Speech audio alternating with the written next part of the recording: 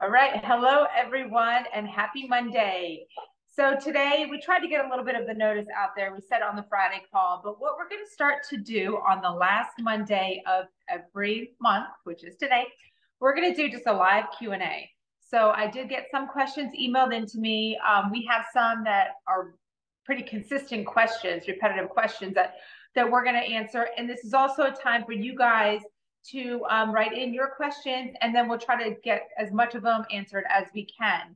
And if you notice on our regular Monday Zooms, if it's a question that's written in that doesn't pertain to the topic, we just pass it over, okay? Because we're really focusing on the topic at hand. So today is a chance to get all those kind of random product questions. Now, mind you, these are health and product related. This is not about the business side of it. Yeah, I think we'll figure out best practice for these Q&As, whether, however we set it up so that it is a better flow. I figured today might be a little choppy. Sure. But hey, let's figure it out together. Yep, but it's a great place to get your questions answered quickly. Okay, so one of them that I'm going to address first, because this is a very hot topic, but it's about natural flavors. And I get this question often about what are natural flavors? And I do send, a list of what they are. But I also want you to understand, and you might want to touch on this a little bit more about how flavor houses do not disclose their formulas. It's frustrating. But it's very, it's not private in a negative way, but they work very hard. That's correct. These natural flavors are formulated by, their flavorists, so they're chemists and artists, and they really work hard to make these flavors to actually match the flavor that's at hand. So maybe that sounds a little bit synthetic, but I want to explain to you what a natural flavor actually is by definition. So natural flavors are anything that comes from a spice, fruit juice, vegetable juice, edible yeast, herbs, bark, bud, root, leaf, meat, poultry, seafood, egg, dairy, or anything fermented from any of the above. Okay, so all of that is natural. Those are all things natural to earth that we consume and edible that we can consume. It's not practical for say you wanted to flavor something with like the example of the passion fruit. We wanted to make our new E3 that we're going to make. Say we wanted to make it passion fruit. To be able to really use the whole fruit itself, you would have to use a quarter of the world's passion fruit to just flavor, a batch. It's not practical, it's not realistic, and it's not eco-friendly as well, or cost-friendly. But that doesn't mean, so what these flavors do is they obviously take the flavor that they want and they use ingredients, and like I just read to you, which are the natural flavors, and they make a flavor that is basically exactly like as in this example, passion fruit. Now, if it raises a flag here when I said seafood, dairy, egg, all that, but mind you, we do let you know if when our products are, because right now they all are dairy free, they all are gluten free, they're all egg free, they're common allergen free. Right. And everything is also vegan besides our factor 4 because of the fish oil, and the gelatin capsule and the vitamin D. So those sources are not used in that. We always that stuff is disclosed. I don't know. Anything else you want to add on to? But here's the thing, though. As you name those, I think anybody out there, you're right to be skeptical because there's a ton of latitude. So what ultimately you need to ask yourself is, who's the brand? What are they sourcing? Because at the end of the day, it's the formulator that gets the final say on what natural flavor is included in that product. So that would be me.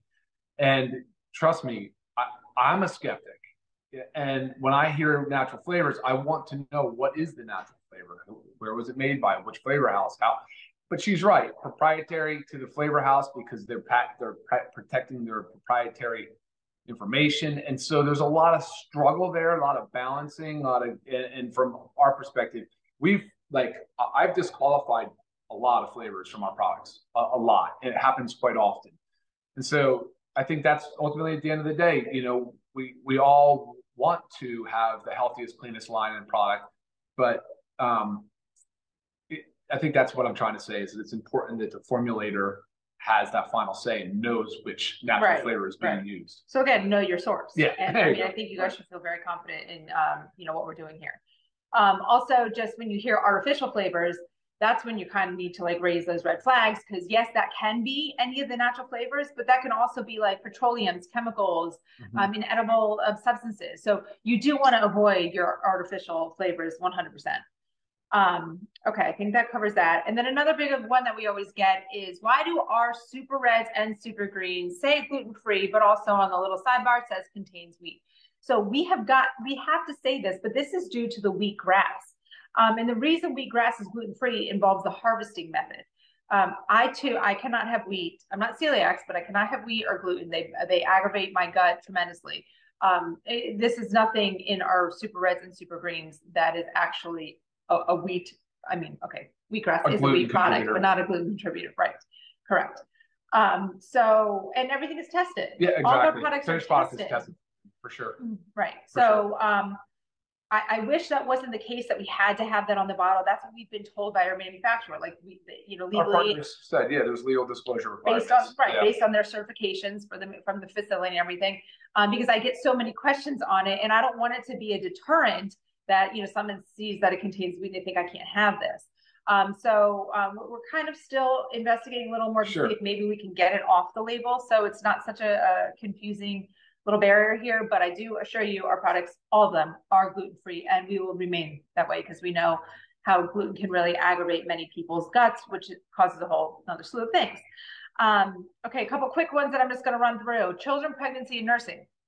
So with children, right now, currently, our products are dosed for adults 18 and older. Now, with that said, you can always discuss with your pediatrician on what's right for your child. Maybe a vitamin D 2,000 units is what your child needs, but that's really based on blood work and from what your doctor knows. But typically, it's they don't need as high of a dose, as well as our super green, super reds, protein powder. Like, that's whole foods ingredients. We personally are comfortable giving that to our children, but again, that's also discussing with your pediatrician and for what's best for your child. When it comes to pregnancy and nursing, always discuss with your OBGYN before starting any supplementation. I could say, sure, if I was pregnant or nursing, I would take our supplements, but I would also discuss it, make sure with my OBGYN that, everything was clear, because they know what's going on with your body and your baby's body best. So those are little disclosures. Mixing of powders. Right now, all of our powders can be mixed together. I get so many questions on, can the collagen go with the super reds? Can the super greens go with the aminos? You really, if you wanted to, you could put them all together in one. I like splitting them up for, various reasons. You like to split yours up, but it does not affect the dosing. So you kind of really have to figure out what works for you, what works for your schedule, what works for your taste, your taste buds, your palate. So, pretty much that's it on that. Times of taking your supplements. We do have that on the website. I'm not going to go through with each one because it's there for you. If you click on the Learn More section next to each supplement and scroll down a little bit more, you'll see a how to use.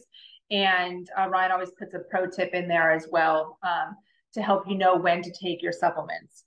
And I want you to elaborate on this next one. Two of them, actually. So the next one is, once we launched our collagen, and I got so many questions about, why is there sugar cane in the collagen? I'm a diabetic, or I'm on keto, I can't have sugar, blah, blah, blah. There is no sugar. You want to elaborate on that? Yeah, no, it's not a polysaccharide. It's not a saccharide. It's not a sugar. I think we're talking about polynol. Polynol is the sugar cane extract. It is not a sugar contributor. It is more a bioactive rich polyphenol / bioflavonoid contributor. So those are your antioxidants and the bioactive components of it. We've talked about it in the collagen Zoom, so take a look at that. But we can assure you, we're not fans of added sugar. If you listen to anything we talk about, we are very much against added sugars.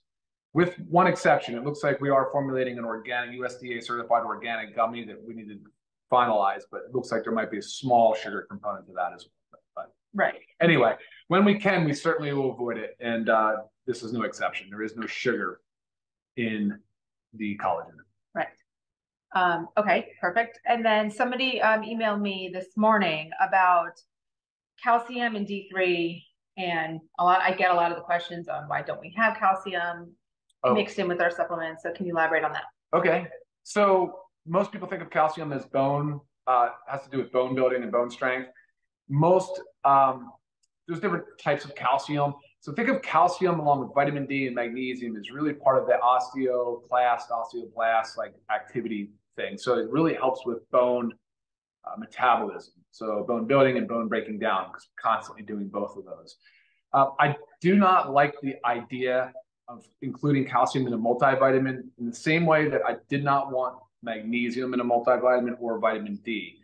They offer different specific reasons, but ultimately, if you're taking calcium, you should know what calcium salt you're taking, because they have different benefits for different disease states or people. You should have control over your dosing, and you should have control over your timing. And calcium can interact and it can bind. It's another reason why they say not to take calcium with, say, high iron-rich meal, because calcium can chelate, can bind, it can compete for absorption sites along with zinc, iron, magnesium. So that's why. I mean, and that's another reason why I tell people is to separate your magnesium too. Don't take your magnesium with your multi. So I tell people, say, have your multi with first food in the morning, have your magnesium at lunch and again before dinner. But ultimately, we don't want to have a bunch of vitamins, minerals, things that can bind, chelate, compete for absorption in the gut, and ultimately we don't get enough of it. And so I think calcium is that perfect example. And we get calcium in foods, of course, but again, that person that has been told they need calcium in their diet, with their osteopenic, osteoporotic, they should know exactly what that dosing is. Right. You know what I mean? And it doesn't mean we're not going to have a calcium supplement. Supplement. Yeah, right? We just don't have it. Yeah, exactly. Exactly. I hope that was clear. I felt. Yeah, I mean, the question was vague, so sure. That's what I determined it was. Okay. Again, what can you take together and when? I think check it's more about what you cannot and should not take together. Right. But check out the how to use section and pro tips next to each supplement under the learn more, because we do tell you everything. There's caffeine. Is there caffeine in any product besides the coffee? Currently, there is caffeine in the patches, the focus, the energy and focus patch, and it will also be in the new E3 when we've actually have it formulated. We're just working on manufacturing it. Beverly says best product for arthritis, probably factor 4. I mean, because it's the best, say, for inflammation and arthritis, the pain, and a lot of it has to do with the inflammatory process. Can you pre-mix? This says for super reds and super greens specifically, but I'm just going to say, question: can you pre-mix the powders before you go to work and then drink them at work? Yes, but remember there are no preservatives. Thank you. There are no preservatives in them, so just with your drinking it within a handful of hours of mixing, yes. Good answer. Okay.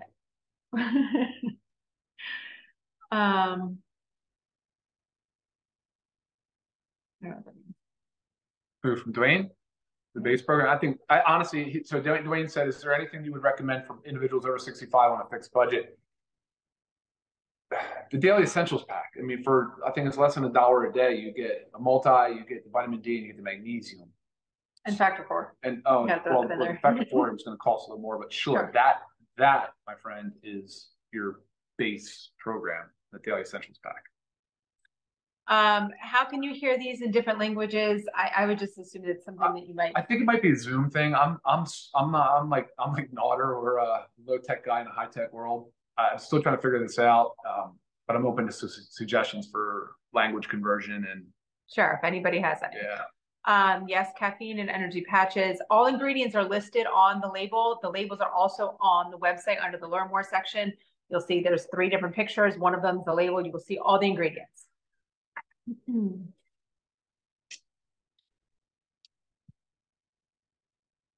So an anonymous attendee says, I have a friend who says he's careful about magnesium because of kidney issues or the other allergy products he might need to avoid. Not knowing the specific condition, but if you're concerned, what are the kidney issues? Well, for instance, like vitamin D, once it's absorbed, it goes to the liver, then it goes to the kidney for activation into a hormone. So the kidney, of course, we know is involved in so many of our cleansing and filtering out of the impurities and getting ready to void it in the form of urine. So yes, if you have kidney issues, you should know of what supplements could become a problem.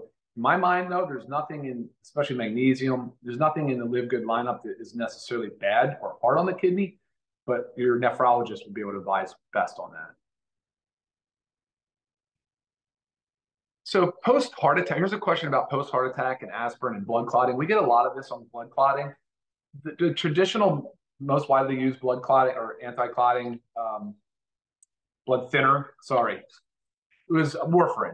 And that had to work on the vitamin K pathway. So most people have it in their brain that anything to do with vitamin K will affect my blood clotting. So they ask about they ask about our super reds a lot. They ask about factor 4, which if you look at the literature, like fish oil, things that dilate the blood vessels. I mean, really fish oil, though, as far as thinning the blood, the cardiologists use fish oil regularly. And especially with the new anticoagulants, I don't see any issue with it. But again, you have to refer to that cardiologist. They're the ones in charge of your care. But nothing that I know of post-heart attack in this, other than like caffeine stimulants and things that are more problematic, but I really don't know. Okay, back to the natural flavoring. Why does it need natural flavoring? Can it not taste good on its own? I like that question, Nina. I'm always in favor of leaving flavors out, just because look at our collagen, right? Unflavored. People flavor collagen all the time. I think unflavored is awesome when it's possible. The newest product coming out, creatine, unflavored. What else do we have? Right, but I think there's certain ingredients like in the super red and super greens, totally. the real earthiness. Yeah. I mean, I could drink it because I'll drink anything that's like, if you tell me it's healthy, I don't care what it tastes like. It could, I'm gonna just drink it. I'll plug my nose and drink it. So that's me personally, but unfortunately, that's not a lot of people. I actually tried this protein powder that a friend had showed me, and there's absolutely zero flavoring. And I drank it, and I was like, okay, yep, this is really not something like I'm going to sit. Like I love my protein shakes, with our protein powder. I actually really enjoy them. Yeah. I didn't enjoy drinking that, and I use this as like my meal. So that's kind of hard. So good example. Yeah, I get it. But for the masses, like people are not just going to plug their nose and drink nutrition.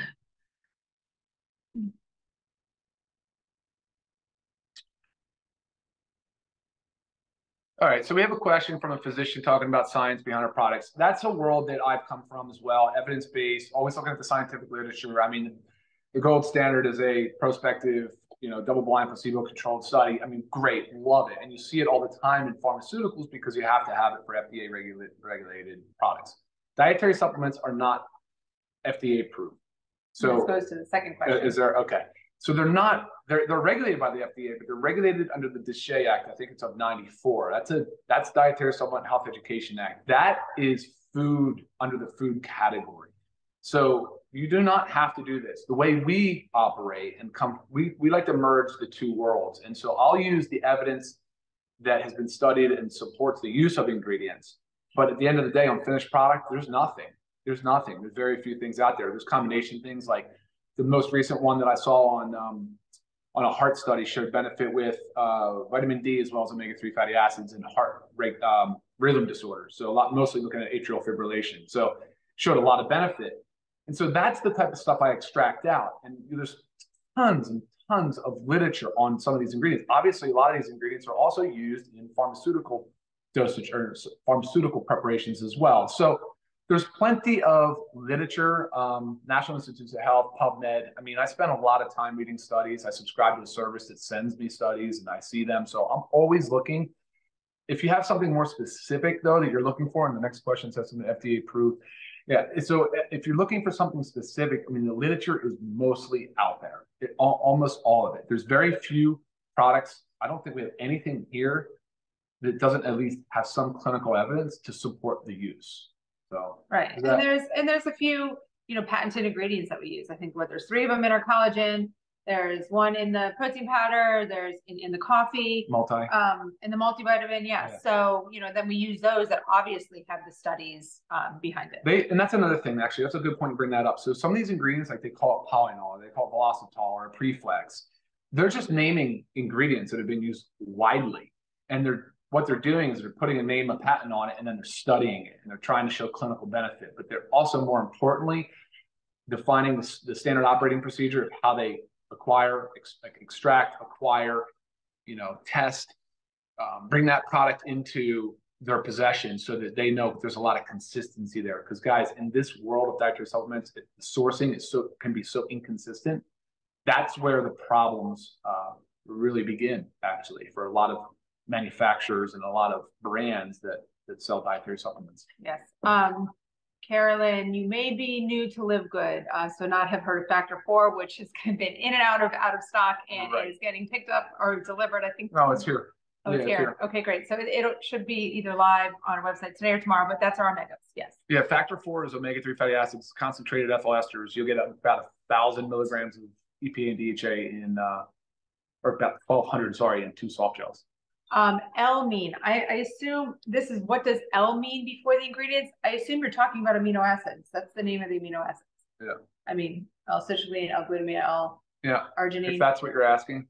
I don't know what else. Isomer. I mean, it just has to do with their molecular structure. Yeah, I don't know what else has an L.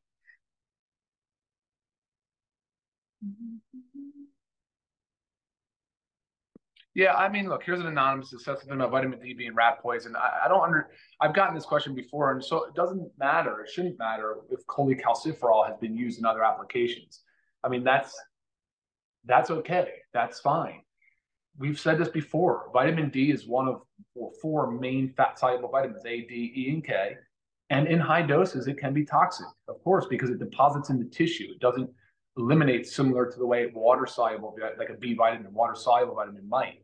So yes, anytime you're taking something that's lipid-soluble or fat-soluble, be careful because you can overdose. That is a fact. That's why we went with 2,000 units on our vitamin D. It's probably what I consider the sweet spot. We'll just keep going. I know there's a lot of questions. But that answers a question too that I also get often. Why only 2,000 units of vitamin D? I have someone saying it doesn't do anything unless you're taking 10,000 units. This is very specific to you and what your blood says, what your body actually requires. Yep. So you've got to be careful with that, and that's why we chose 2,000 units. Yeah, but as far as it being used as rat poison, so what? Like, it's irrelevant to why it's being used here. But by the way, D3 is superior to D2 as far as bioavailability, and it's the most natural form anyway. So this is just asking to compare to Balance of Nature. We're not doing that here. Yeah, I mean, you can email me. I get this question a lot for Balance of Nature, so just go ahead and email me. Yes, post on social media.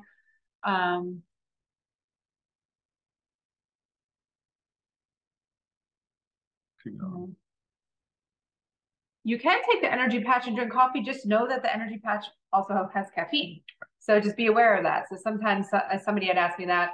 I drink 2 cups of coffee. Can I use the energy patch? I'm like, well, maybe drink 1 cup of coffee and use the energy patch. Or drink the coffee first thing in the morning, put the energy patch on a few hours later. Maybe it has to do with the way you metabolize caffeine too. I happen to be a slow, rapid metabolizer, so it'll last for hours. I cannot do both. We got that about arthritis. Do we answer that? Hey, Mike, asking about glyconutrient. What do you know about us? How do you know that? You have inside information here. We originally launched LiveGood, and we had a glyconutrients branded product. And for reasons I can't speak about, some of those ingredients we chose not to move forward with. But let me tell you, we are aware of the benefits of glyconutrients. That's an awesome question.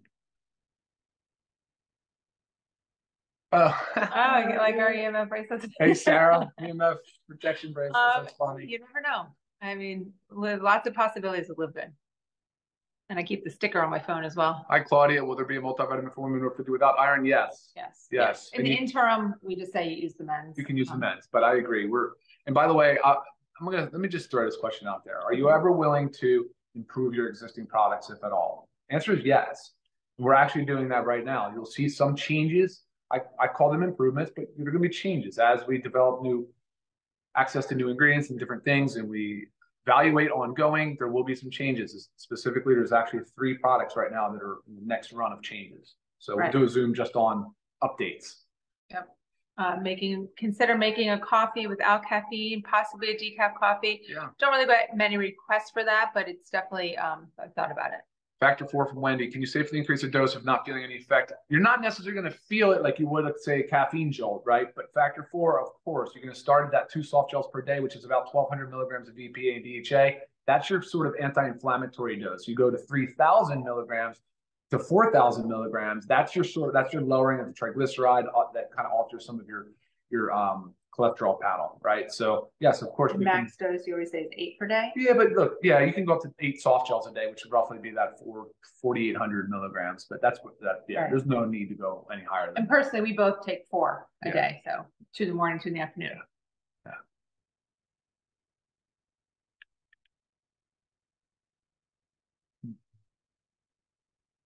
Is it okay to mix up the vitamins in a blender with the reds and greens? So yes, meaning like our capsules, you can open up and put the powders in. The only thing you can't do that with is factor 4, but I've not experimented with this myself, but I have had customers put the factor 4 in a blender, in a smoothie. And they say sometimes you get a little bit of a chunkiness. And I've also had others, if you can't swallow the factor 4, that put it in warm water and just let the gelatin melt and drink it that way. So do you think you'll develop products without natural flavors or sweeteners like stevia? Yes, but we just talked about sort of meeting in the middle on natural flavors and our justification for their use. Stevia is another one that we're working on. Absolutely. Right. But again, this also has to be palatable. Like, you want your products to be consumed. So by everyone. Yes. Are we entertaining a black cumin oil and fulvic acid, some detox? Yes. Fulvic acid, humic acid, like those are all going in my brain on working on something like that. Yes. When Factor 4 is back in stock, I'll post it on social media. That's going to be your notification. It'll be live on our website. Thanks, Trisha, for the tip. Oh, yeah, okay. For different language, Trisha says once Zooms are saved to YouTube, you can turn on CC and change to any language.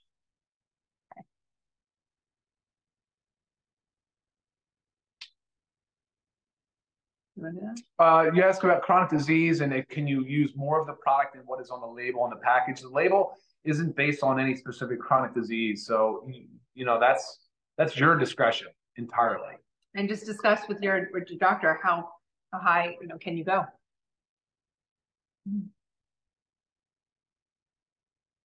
A pre-workout supplement for athletes, yes. A higher caffeine, yes, it's coming. It's replacing the E3 that was currently for sale on our website. It wasn't a LiveGood product, but was for sale on our website.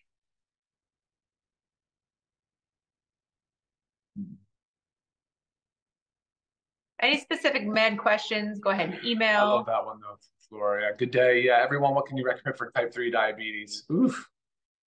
I know, man. Get control your blood sugar. You got to do your best job controlling your blood sugar, reversing anything overweight, obesity, type 3 diabetes, meaning Alzheimer's, any neurodegenerative disease. I know, man, that is a big problem for society. I agree. You have anchovies? Yeah, anchovy. So it didn't see on the label what fish is used. It's cold water anchovy. Cold water anchovies. Yeah, and we like, again, have a choice in where the fish comes from, how it's sourced, and we paid more to have it done in an ethical fishery. So there are vegan collagens out there. We do not have them.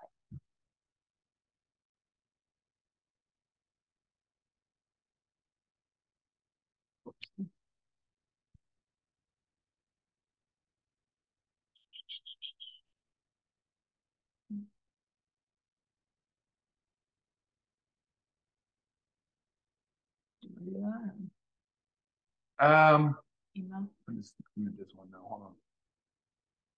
All right, so this question has to do with sourcing. It's international sourcing. A lot of people are concerned about whether or not it's routing through China or not. Some do, and that's just the nature of the supply chain. Ultimately, again, the formulator and the manufacturing partners have final say. And obviously, when it comes in, it's usually in a powder format, and it's all tested. All that powder is tested prior to ever even going into manufacturing. And then they verify every lot that comes in. And that's part of the CGMP standard. So I'm not concerned about our sourcing. And our manufacturing partners, of course, are all domestic. Yes, the chocolate protein powder is Chocolate's on the way. Yep, chocolate protein's on the way.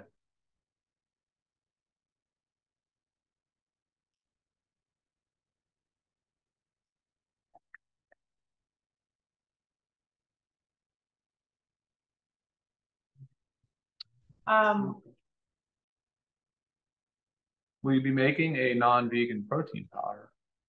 Yeah, I mean, I guess we'll just tell you guys now. Sure. Yes. Yeah, that's what's next. Yeah, that's coming next. The chocolate one. We're going to do the chocolate that way. Very particular about the sourcing on this for whey. Very particular. We're evaluating different things, and I think we're fine. We're close. We're making final decisions now. And Julia, I don't know if you've tried our pea protein. A little different with the fermentation. Yeah, the fermentation's different. Takes away from all those like negative anti-nutrients of pea protein. Yep. So if you haven't tried it, give it a shot. We've had people tell us that every pea protein's been a problem except this one. Right. And I have a sensitive gut. I do. So I'm always cautious about everything that I'm doing to it. So give it a shot. Tracy, about how do you get familiar with our product line? Well, these videos are a great start. You can check out the old Monday Zooms that we've done on different particular products. Check out our website, look at the label, educate yourself on the label, email us questions, and yeah, just watch more videos, tune in. Right. So on our YouTube channel, like we have already covered each product. So you can always watch those so you can learn about what we currently have. And then once we launch a new product, we do a launch Zoom and product training. We're running kind of late. Brittany, yes, we're going to do other protein flavors. The next is the chocolate whey, and then we're going to continue to evolve from there. We'll add and do some different things. Did we just blow by one? No, that was. Okay. Okay.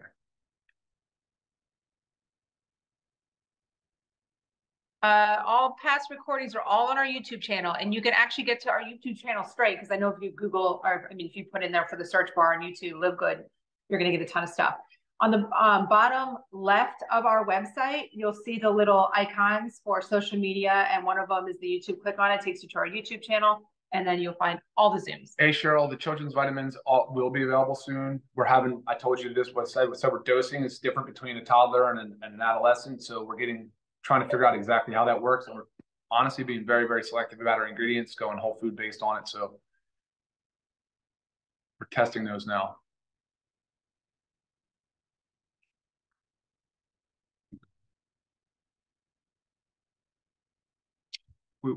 Beverly asked if we have glutathione. I love glutathione, but not orally.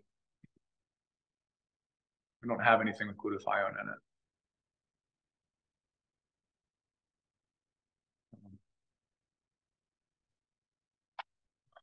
Yeah, Ernie asked about amino acid dosing. Amino acid dosing does matter. Starting at about 3 grams of essential amino acids, you want 40% of that to be leucine. That's the formula, and then we can get into the particulars of every other one, but that's the formula for muscle protein synthesis. I've gone on and on. There's 2 Zooms on amino acids. If you watch our second Zoom, I really get into part 2 of amino acids. I get into a lot of that dosing of amino acids. Difficulty sleeping. Somebody saying that Patches hasn't helped their friend, I believe.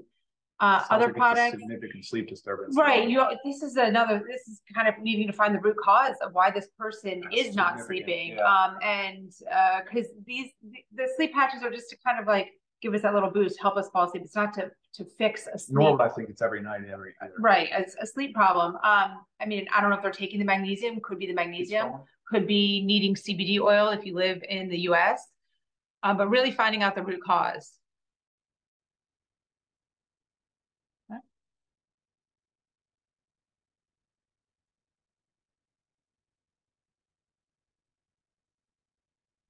CoQ10, Jenny, is in factor 4. Yeah, ubiquinol.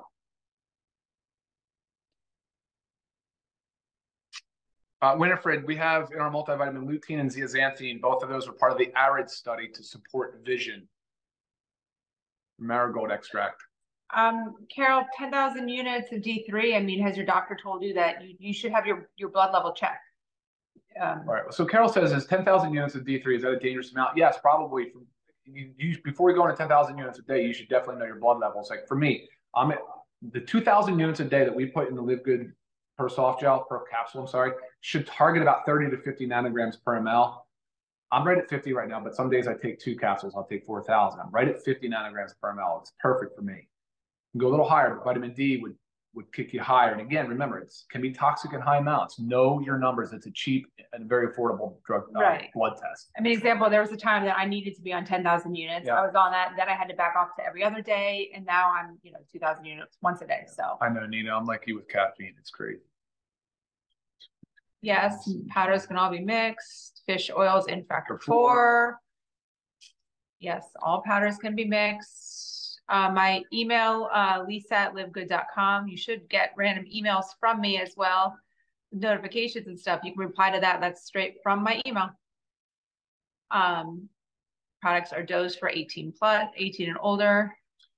Dwayne, when it comes to iron deficiency and a C deficiency, look, you obviously want to have iron taken in an acidic environment. It has to be reduced first. So that may be what you're asking. For people that take iron, you should be taking it along with food or something to increase the acidity of the stomach.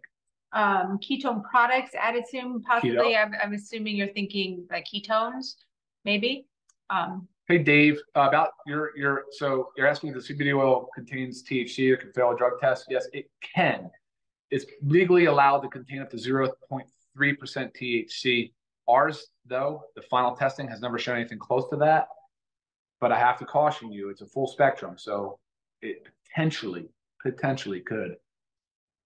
We do use Nancy. We do use monk fruit as a sweetener in some of ours supplements. Nothing has erythritol in it and won't. And xylitol. We don't have any of that xylitol in there, although it is good for your teeth.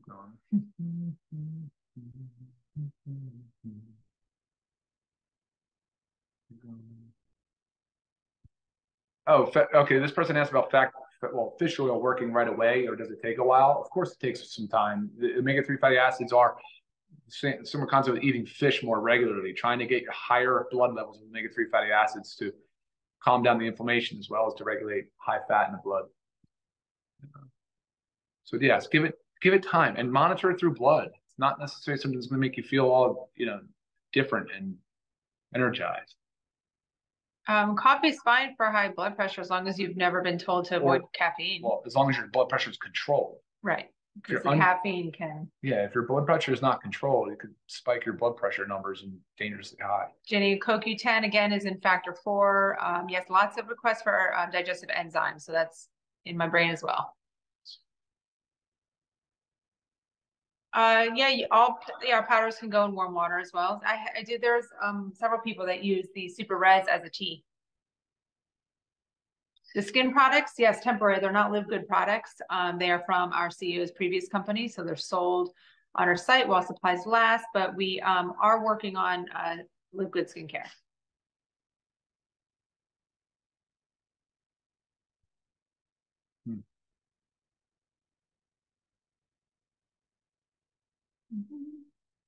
All right, here we go. I think we're good, guys. Guys, we're 35 minutes past, so we're going to end it. I appreciate it so much. You guys had some awesome questions. I hope this was helpful. We'll iron out the format a little bit, but I mean, this is easy. It's super casual. Yes, and if you did not get your question answered, again, go ahead and email them. But again, we're going to do this at the last Monday of every month, right? Yeah. All right, so thank you guys for tuning in. Hope we got a lot of your questions answered. You guys rock. Have a great rest of your week. See ya.